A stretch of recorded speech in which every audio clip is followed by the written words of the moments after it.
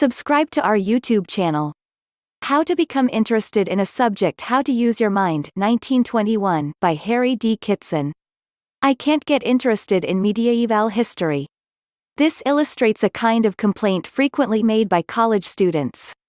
It is our purpose in this chapter to show the fallacy of this, to prove that interest may be developed in an interesting subject, and to show how.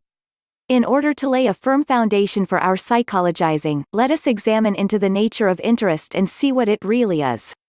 It has been defined as the recognition of a thing which has been vitally connected with experience before, a thing recognized as old, impulse to attend, interest naturally arouses tendencies to act. The root idea of the term seems to be that of being engaged, engrossed, or entirely taken up with some activity because of its recognized worth. Interest marks the annihilation of the distance between the person and the materials and results of his action. It is the sign of their organic union. In addition to the characteristics just mentioned should be noted the pleasurableness that usually attends any activity in which we are interested. A growing feeling of pleasure is the sign which notifies us that we are growing interested in a subject. And it is such an aid in the performance of work that we should seek earnestly to acquire it in connection with any work we have to do. The persons who make the complaint at the head of this chapter notice that they take interest easily in certain things: a Jack London story, a dish of ice cream, a football game. And they take interest in them so spontaneously and effortlessly that they think these interests must be born within them. When we examine carefully the interests of man, and trace their sources, we see that the above view is fallacious. We acquire most of our interests in the course of our experience. Professor James asserts, an adult man's interests are almost every one of them intensely artificial, they have been slowly built up. The objects of professional interest are most of them in their original nature, repulsive, but by their connection with such natively exciting objects as one's personal fortune, one's social responsibilities, and especially by the force of inveterate habit, they grow to be the only things for which in middle life a man profoundly cares. Since interests are largely products of experience, then, it follows that if we wish to have an interest in a given subject, we must consciously and purposefully develop it. There is wide choice open to us. We may develop interest in early Victorian literature, prize fight promoting, social theory, lignitic rocks, history of Siam, the collection of scarabs, medieval history. We should not be deceived by the glibness of the above statements into assuming that the development of interest is an easy matter. It requires adherence to certain definite psychological laws which we may call the laws of interest. The first may be stated as follows: in order to develop interest in a subject, secure information about it. The force of this law will be apparent as soon as we analyze one of our already developed interests. Let us take one that is quite common, the interest which a typical young girl takes in a movie star. Her interest in him comes largely from what she has been able to learn about him, the names of the productions in which he has appeared, his age, the color of his automobile, his favorite novel. Her interest may be said actually to consist, at least in part, of these facts.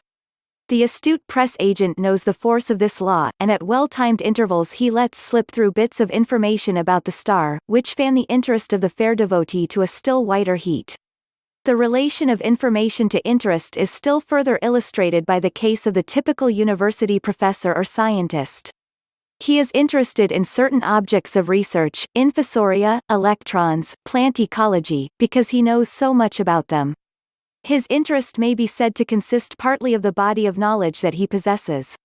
He was not always interested in the specific, obscure field, but by saturating himself in facts about it, he has developed an interest in it amounting to passionate absorption, which manifests itself in absent-mindedness of such profundity as to make him often an object of wonder and ridicule. Let us demonstrate the application of the law again, showing how interest may be developed in a specific college subject. Let us choose one that is generally regarded as so difficult and abstract that not many people are interested in it: philology, the study of language as a science. Let us imagine that we are trying to interest a student of law in this.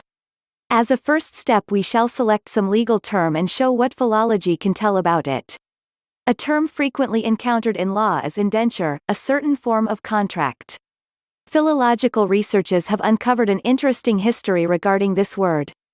It seems that in olden days when two persons made an agreement they wrote it on two pieces of paper, then notched the edges so that when placed together, the notches on the edge of one paper would just match those of the other. This protected both parties against substitution of a fraudulent contract at time of fulfillment. Still earlier in man's development, before he could write, it was customary to record such agreements by breaking a stick in two pieces and leaving the jagged ends to be fitted together at time of fulfillment. Sometimes a bone was used this way. Because its critical feature was the saw-toothed edge, this kind of contract was called indenture, derived from the root dent, tooth, the same one from which we derive our word dentist. The formal, legal-looking document which we today call an indenture gives us no hint of its humble origin, but the word when analyzed by the technique of philology tells the whole story, and throws much light upon the legal practices of our forebears. Having discovered one such valuable fact in philology, the student of law may be led to investigate the science still further and find many more. As a result, still he will become interested in philology. By this illustration we have demonstrated the first psychological law of interest, and also its corollary which is, state the new in terms of the old. For we not only gave our lawyer new information culled from philological sources, we also introduced our fact in terms of an old fact which was already interesting to the lawyer. This is recognized as such an important principle in education that it has become embodied in a maxim, proceed from the known to the unknown. A classic example of good educational practice in this connection is the way in which Francis W. Parker, a progressive educator of a former generation, taught geography. When he desired to show how water running over hard rocky soil produced a Niagara, he took his class down to the creek behind the schoolhouse, built a dam and allowed the water to flow over it. When he wished to show how water flowing over soft ground resulted in a deltoid Nile, he took the class to a low, flat portion of the creek bed and pointed out the effect. The creek bed constituted an old familiar element in the children's experience. Niagara and the Nile described in terms of it were intelligible. Naturally, in modern educational practice it is not always possible to have miniature waterfalls and river bottoms at hand, still it is possible to follow this principle. When, in studying medieval history, you read a description of the guilds, do not regard them as distant, cold, inert institutions devoid of significance in your life. Rather, think of them in terms of things you already know, modern labor unions, technical schools, insofar as the comparison holds good. Then trace their industrial descendants down to the present time. By thus thinking about the guilds, hitherto distant and uninteresting, you will begin to see them suffused with meaning, alight with significance, a real part of yourself. In short, you will have achieved interest. There is still another psychological law of interest. In order to develop interest in a subject, exert activity toward it. We see the force of this law when we observe a man in the process of developing an interest in golf. At the start he may have no interest in it whatever, he may even deride it. Yielding to the importunities of his friends, however, he takes his stick in hand and samples the game. Then he begins to relent, admits that perhaps there may be something interesting about the game after all.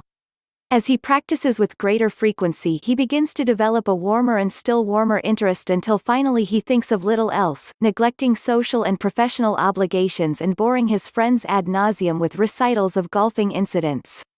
The methods by which the new-fledged golfer develops an interest in golf will apply with equal effectiveness in the case of a student. In trying to become interested in medieval history, keep actively engaged in it.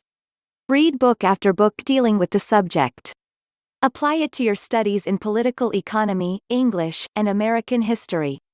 Choose subtopics in medieval history as the subjects for themes in English composition courses. Try to help some other student in the class.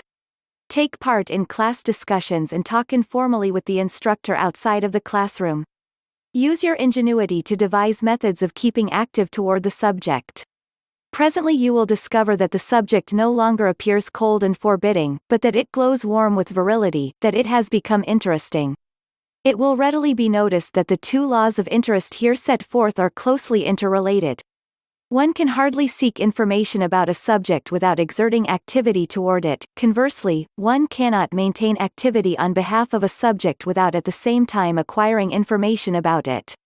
These two easily remembered and easily applied rules of study will go far towards solving some of the most trying conditions of student life. Memorize them, apply them, and you will find yourself in possession of a power which will stay with you long after you quit college walls, one which you may apply with profit in many different situations of life.